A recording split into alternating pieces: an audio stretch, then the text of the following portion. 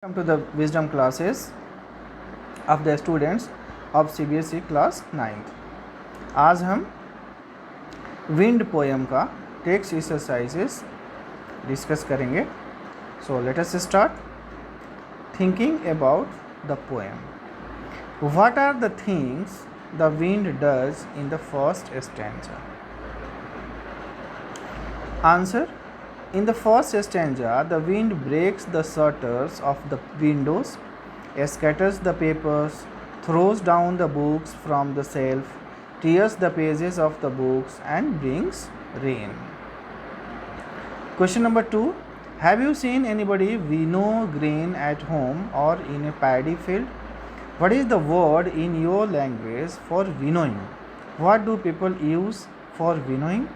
Give the words in your language if you know them. Answer: yes, I have seen many women winnowing grains in villages. It is generally known as fatka, pichhorna or anaj pasarna in Hindi. People use saz winnowing fan for winnowing, and also in some districts of Bihar it is called osauna or osawan to separate the grains with the help of wind. Next, question number 3. What does the poet say the wind god winnows? The poet says that the wind god winnows the weak crumbling houses, doors, rafters, wood, bodies, lives and hearts, and crushes them all. Question number 4. What should we do to make friends with the wind? Answer: to make friends with wind, we need to build strong homes with firm doors. We should also practice to make our bodies and hearts stronger. Question number 5. What do the last 4 lines of the poem mean to you? Answer: in the last 4 lines, the poet inspires us to be determined and face all the hardships or obstacles coming in life courageously. He tells us that the wind can only extinguish the weak fires but intensifies the stronger ones. In the same way, people who do not fight against the challenges coming in their lives, they have to face the failure. On the other hand, those who stay determined and make sincere efforts to meet their goals come out to be successful. Question number 6. How does the poet speak to the wind? In anger or with humor? You must also have seen or heard of the wind crumbling lives. What is your response to this? Is it like the poet's?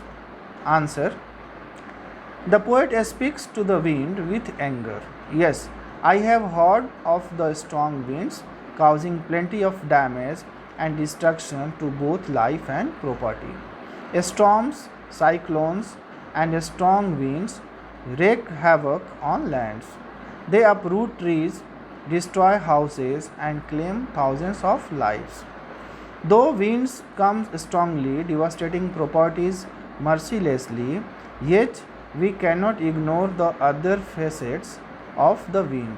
It brings rain, it cools the land and makes the climate pleasant. Nowadays, wind energy is harnessed for several useful purposes, including turning windmills, wind turbines, and generating electricity. And now let us see some additional questions. Short type extra questions. Question number 1. Who are disturbed by the wind? Answer: the wind disturbs only those people who are not determined. The self-confident people overcome the obstacles put before them by the wind. The wind does not have the power to disturb the peace of mind of such people. The wind blows out weak fires and makes strong fires roar and flourish. Next, what does the wind do with the books? Answer: the wind tears the pages of and throws them down from the bookshelf.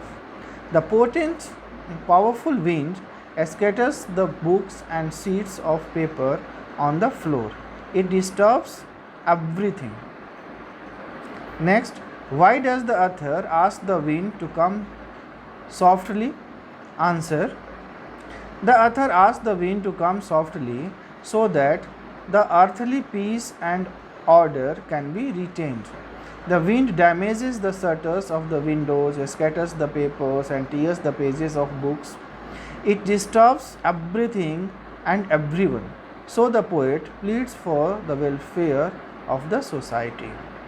Next, how does the wind become the cause of rain? The wind sometimes becomes violent and appears to be a storm. It brings clouds with it from distant lands.